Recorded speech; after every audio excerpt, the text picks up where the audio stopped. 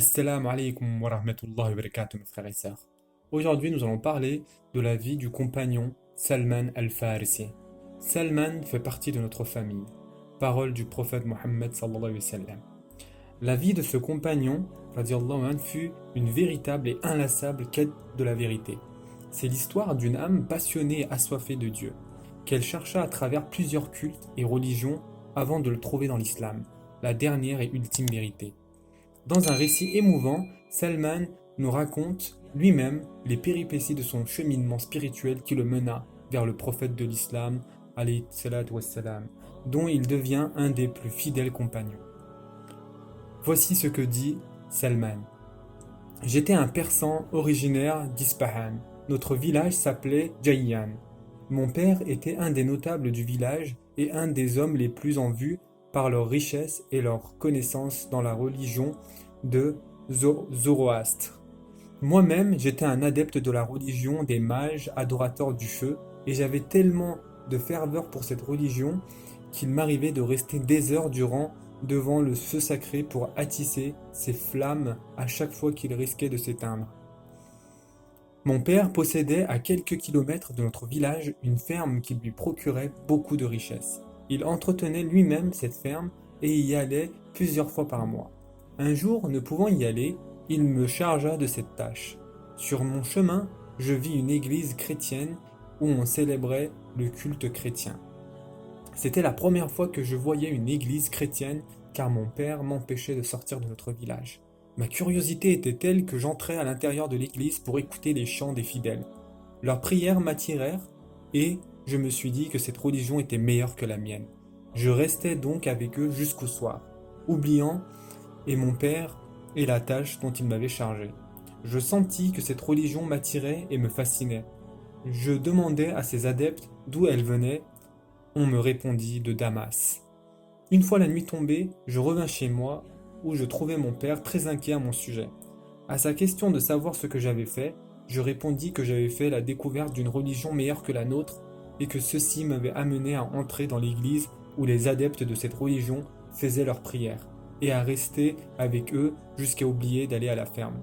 Ces paroles déplurent à mon père qui essaya de me convaincre de la supériorité de notre religion sur celle des chrétiens, mais en vain, car je persistais à croire que la religion chrétienne était meilleure que la nôtre.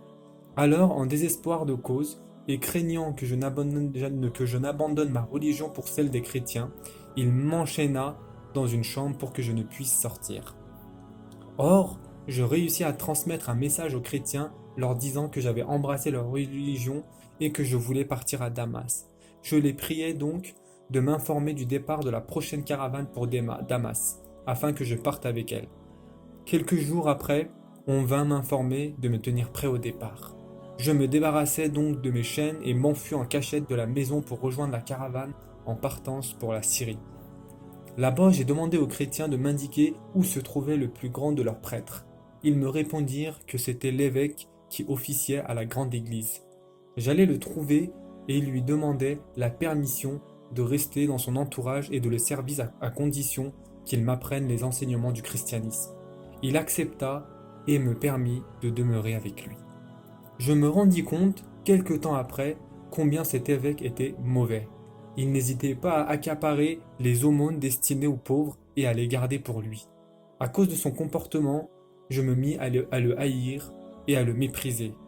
Mais il ne tarda pas à mourir. Son successeur fut tout à fait différent. C'était un homme bon, pieux, charitable et détaché des plaisirs de ce monde. Je l'ai aimé comme je n'ai jamais aimé quelqu'un d'autre. Je restai avec lui jusqu'à ce qu'il fût sur le point de mourir. À sa mort, je lui demandai : « À qui me recommandes-tu, mon père ? » ? « Mon fils, je ne connais qu'une seule personne qui me ressemble et de qui tu peux apprendre. Cette personne se trouve à Mossoul, en Irak. Va et trouve-la. » Je me rendis chez la personne indiquée et lui exposai l'objet de ma visite. Elle accepta que je demeure chez elle et que j'apprenne sous sa conduite. Cet homme était bon et pieux. Je demeurai chez lui un certain temps jusqu'à ce qu'il fût sur le point de mourir. Je lui demandai alors de me confier à quelqu'un d'autre pour parfaire mon éducation spirituelle. Il m'indiqua la demeure d'un moine à Nassibin. Je me rendis à cet endroit et trouvai l'homme que je cherchais. Après avoir écouté l'objet de ma visite, il accepta de me prendre à son service. Au cours de mon séjour chez ce vieux moine, j'eus l'occasion d'apprécier sa bonté et sa piété. Je restai avec lui jusqu'à ce qu'il mourût à son tour. Avant de quitter ce monde, il eut cependant l'amabilité de me confier à un autre moine établi à Amoria du côté de Byzance. À la mort du moine de Mossoul, j'étais à la recherche de son coreligionnaire de Amoria. Je le trouvai et lui rapportai les recommandations du défunt moine de Mossoul. Il m'accueillit chaleureusement et m'accepta à son service. Je m'installai donc chez lui en emmenant avec moi les vaches et les brebis que j'avais acquises grâce à mon travail. Lorsqu'il fut sur le point de mourir, je lui demandai: À qui me recommandes-tu, ô mon père? Ô mon fils, je ne vois personne avec les qualités que tu recherches, mais je sais qu'un prophète va apparaître. Prêchant la religion d'Ibrahim, son avènement est imminent. Il sortira du pays des Arabes et émigrera vers une terre plantée de palmiers située entre deux zones couvertes de pierres volcaniques. Cet homme possède des signes particuliers par lesquels tu peux le reconnaître. Il refuse les aumônes mais accepte les cadeaux. Entre ses épaules se trouve le sceau de la prophétie. Si tu le vois, si tu le reconnaîtras aisément. Si tu trouves le moyen de rejoindre ce pays, n'hésite pas. Après la mort de ce moine, je demeurai à Amuria, jusqu'à l'arrivée des négociants arabes de la tribu des Kaab, en Arabie. Je suis allé les voir en leur proposant de m'emmener en Arabie en échange des vaches et brebis que j'avais avec moi. Ils acceptèrent ma proposition et je partis avec eux. Or, en cours de route, ils trahirent leur engagement et me vendirent à un juif de Wadi al-Qura.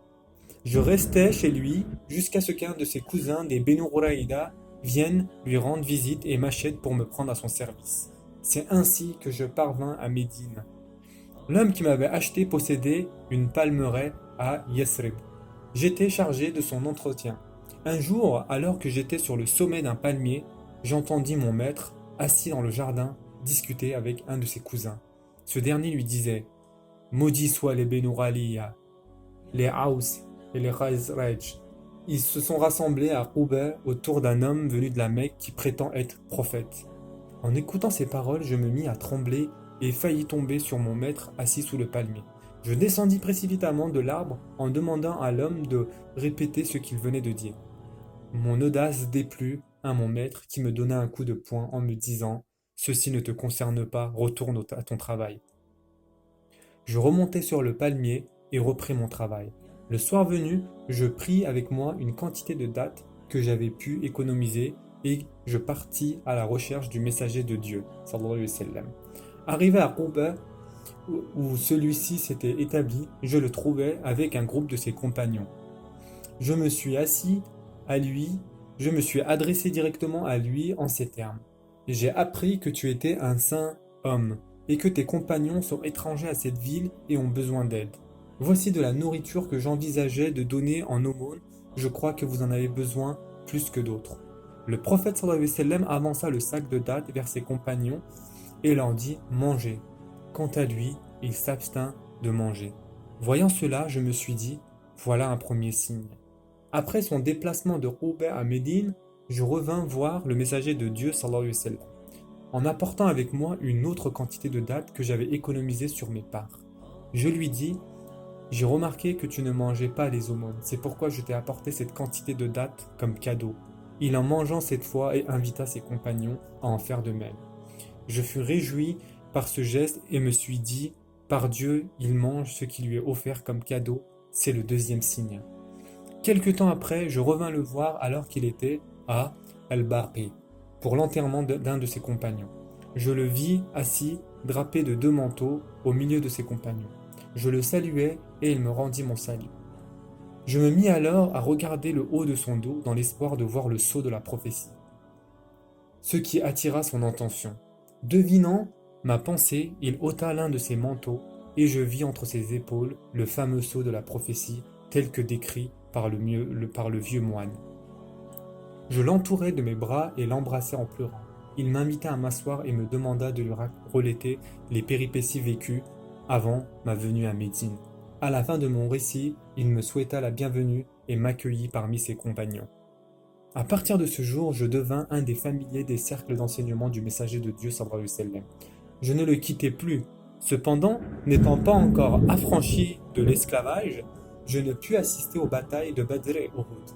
Plus tard, l'envoyé de Dieu sallallahu alayhi wa sallam et ses compagnons m'aidèrent à m'affranchir de mon maître en me donnant l'argent nécessaire pour cela. Telle fut la quête passionnée de ce compagnon pour la vérité. Une quête qui trouvera son aboutissement à Médine, où Salman venait de trouver son maître spirituel. Il ne quittait plus l'entourage du messager de Dieu, sallallahu alayhi wa sallam, maintenant qu'il avait trouvé ce qu'il cherchait depuis longtemps.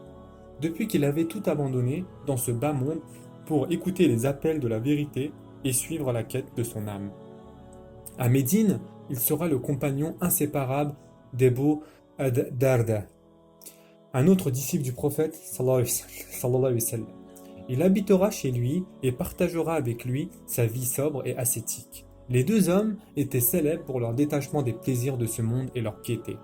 Un jour, Salman reprocha à Ebu Darda son excès de mortification. Celui-ci priait la nuit et jeûnait le jour. Il essaya de lui faire rompre son jeûne, mais en vain. Ebu Darda s'en défendit en ces termes. « Voudrais-tu m'interdire de jeûner et d'adorer mon Seigneur ?» Salman lui répondit par une parole du prophète sallallahu alayhi wa sallam. « Tes yeux ont un droit sur toi, de même que ton épouse. Jeûne et mange, prie la nuit et dors. » Apprenant cela, le messager de Dieu sallallahu alayhi wa sallam dira « Salman a fait preuve de plus de perspicacité. » Salman al-Farisi était très aimé et estimé de l'envoyé de Dieu qui le considérait comme un membre à part entière de sa propre famille. Un jour, en effet, alors que les Ansar et les Muhajirin revendiquaient les uns et les autres l'appartenance de Salman à leur communauté, le messager de Dieu sallallahu alayhi wa sallam s'adressa à eux en ces termes. Salman fait partie de notre famille. Salman al-Farisi était devenu un des compagnons les plus proches du messager de Dieu. Son statut d'étranger et de pauvre l'avait amené à se rapprocher de plus en plus du prophète qu'il quittait rarement. C'est ainsi qu'il faisait partie des gens de la Souffa.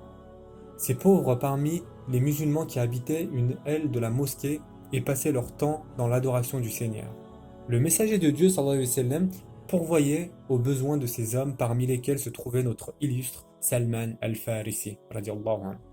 Mais celui-ci n'était pas qu'un adorateur tourné vers la méditation. C'était aussi un homme d'action doué de surcroît d'une très grande intelligence en matière de stratégie militaire.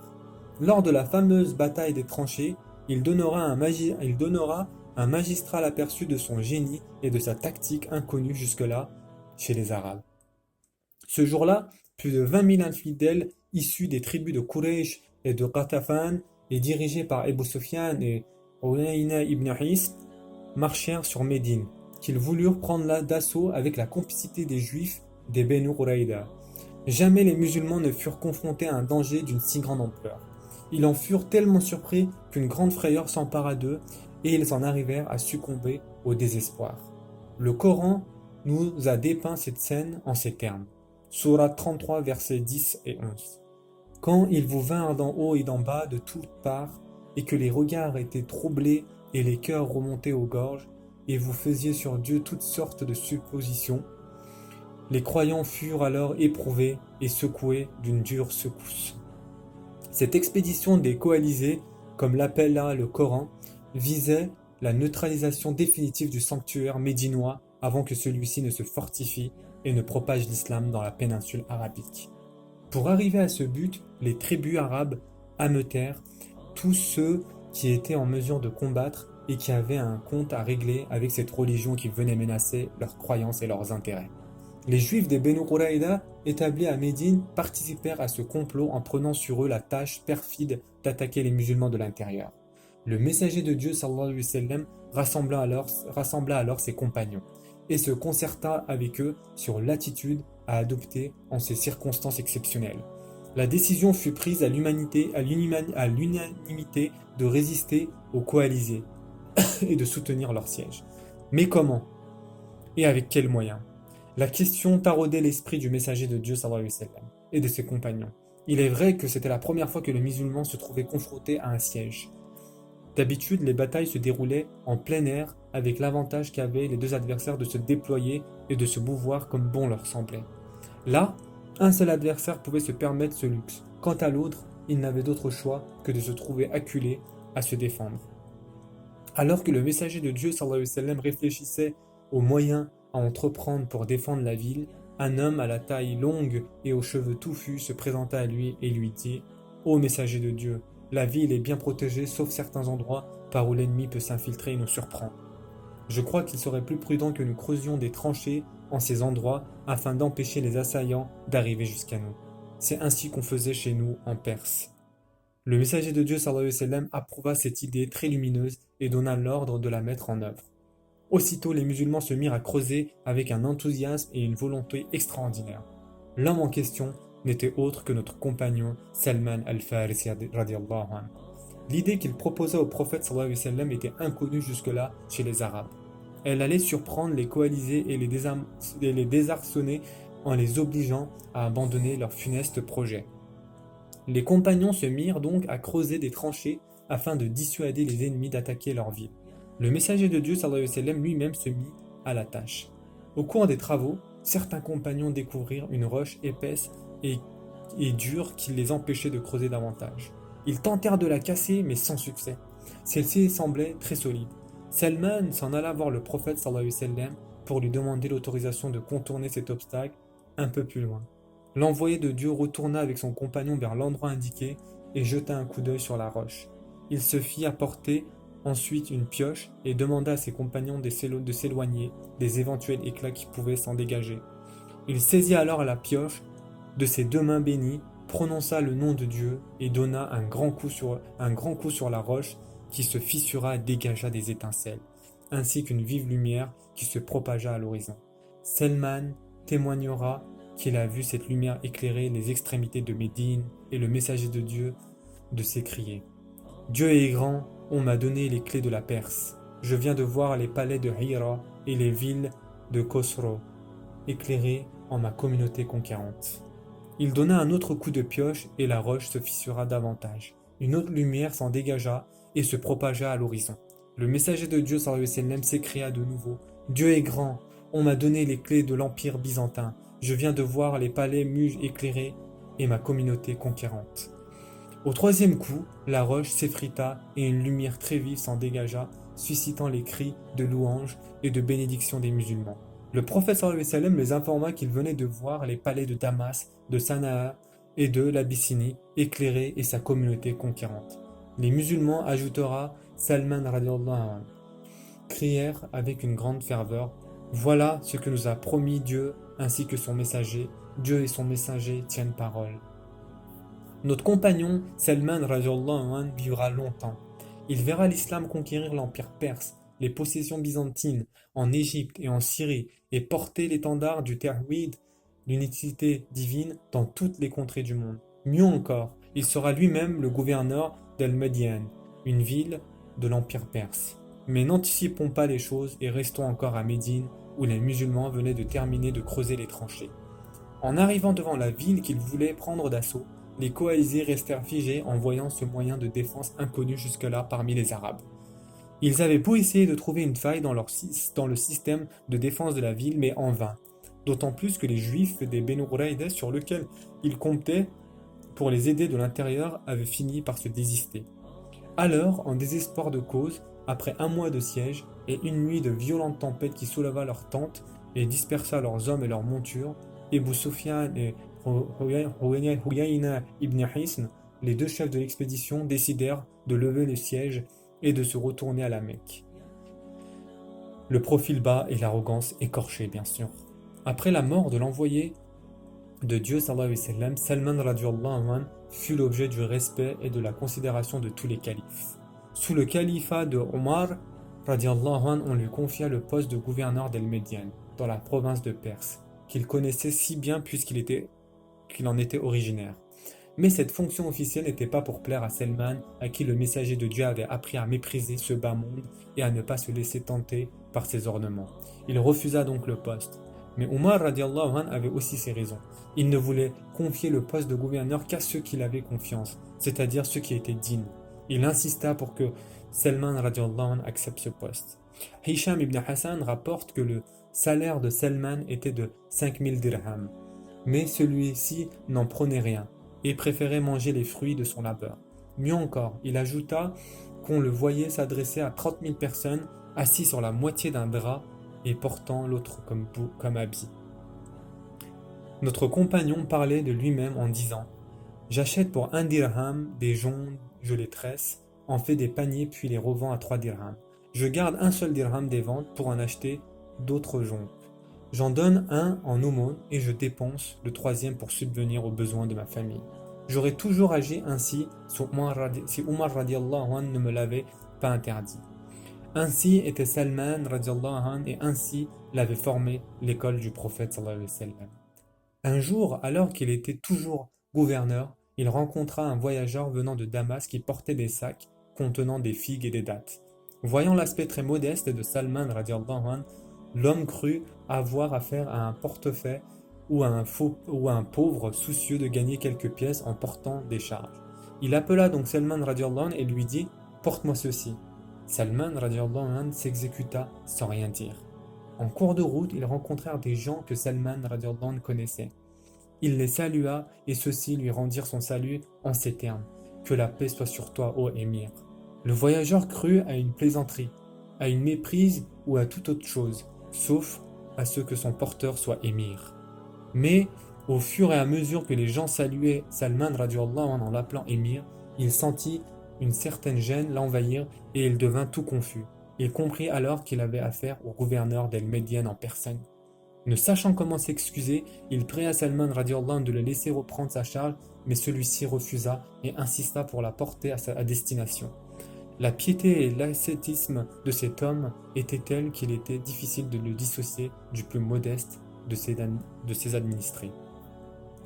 C'était un sage parmi les sages, car seuls ceux qui possèdent la sagesse peuvent résister à l'arrogance et à la condescendance qu'induit l'ivresse du pouvoir.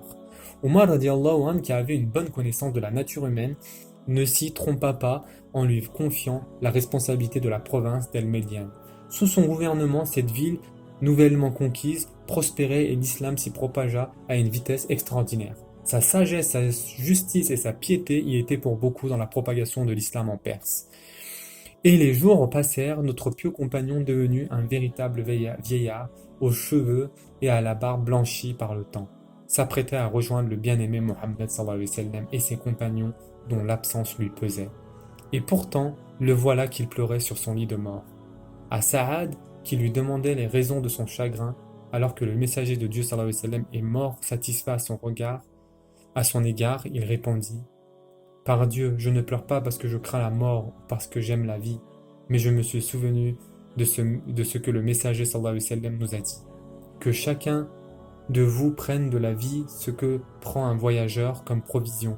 Or me voilà entouré de toutes ces richesses. Saad dira: je regardais autour de moi et je ne vis qu'une grande écueil et un récipient pour les ablutions.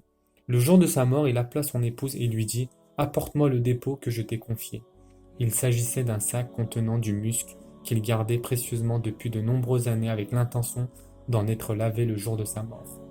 Elle le lui apporta ainsi qu'un verre d'eau selon ses dernières volontés.